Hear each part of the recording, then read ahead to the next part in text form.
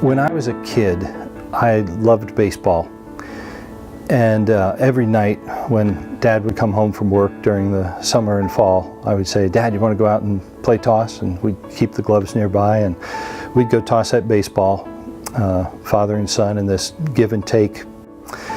When I was about 14, we were playing my favorite game, which is I'm the pitcher and he's the catcher. So he squats down and I say, "I'm going to throw it as fast as I can." And it actually seemed to defy gravity for a moment, and it tailed up and glanced off the top of my dad's glove and then smacked him in the forehead and bounced off of his head and into the neighbor's yard.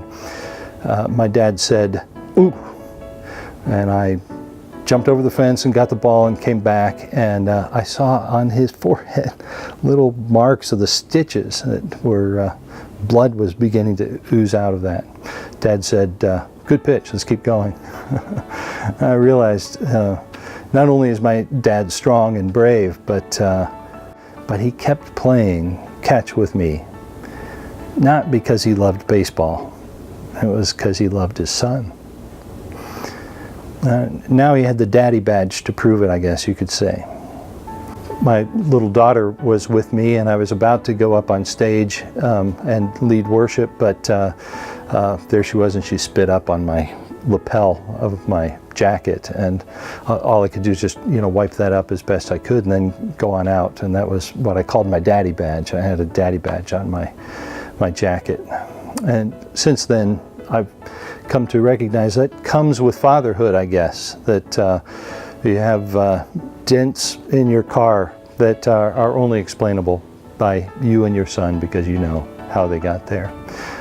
Bare patches in your yard, because it's more about raising children than it is about perfect lawns. We have what looks like graffiti on our garage. It came from one of our days with all the grandkids over. And Ellen had read that if you add soap to paint, that it washes off easily. Well, it does wash off of hands easily, but it didn't wash off of the garage or the fence. But we both decided, we are perfectly happy with leaving it there for the next 20 years, as long as we own this place. It's a reminder of a fun day that we had with our grandkids. And it sort of marks that moment in their development and history. So it's not about having perfection, it's about raising kids. We have a trampoline in our backyard, which we found to be incredibly therapeutic for two of our boys. And when they're having the worst of days, we can tell them, just go out on the trampoline, and within moments they're getting along with each other and playing a game together. We also have that trampoline because we want to have our yard be the place that the neighborhood kids want to come to. Instead of our kids going elsewhere, we've always wanted to be the place that others want to come. That we might sort of be the surrogate parents for others, that we might be able to keep an eye on things that are happening, and that we might be able to minister to those who are in our neighborhood.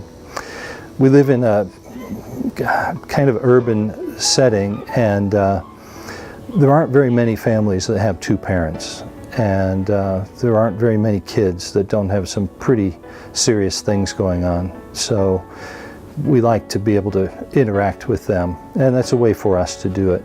This year I built a backstop for my son, because he just loves to play wiffle ball. He loves to hit the ball, and this way the ball didn't go into the neighbor's yard, and we were able to maximize on fun. So my life is filled with daddy badges, really, I guess, and that's the way it's supposed to be.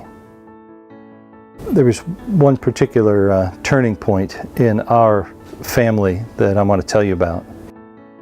We had 4 children. Our youngest was 6 years old, and Ellen said to me one day, "I think we should foster parent." "That's a good idea," I lied. But we went through the training and learned that moves hurt kids, is what they said. And so we decided, if we have a foster child and they need to stay, then we would be willing to adopt any of those children. So the first one, Tony, came to us as a little 4-month-old, and He came with great big eyes and a smile for everyone in the family, and the family immediately loved him and held him. We also discovered that Tony had ringworm, and one by one, each member of the family soon had these red round spots on them because they had contracted ringworm as well, except for me. I always kind of held Tony at a distance, not quite at arm's length, but wasn't really loving him all the way, because if I loved him all the way, he would hurt me when it was time for him to move.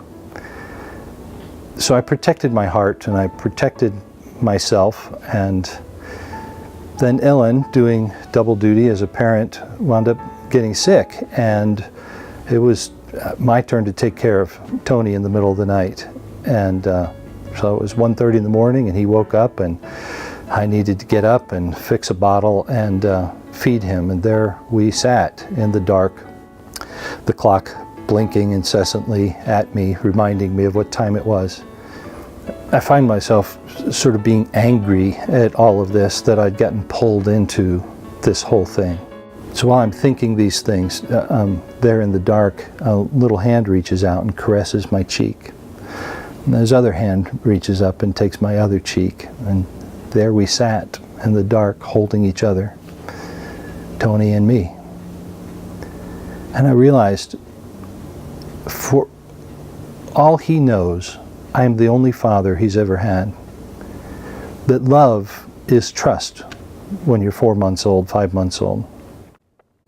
And the only way for him to know about love is for me to be there for him.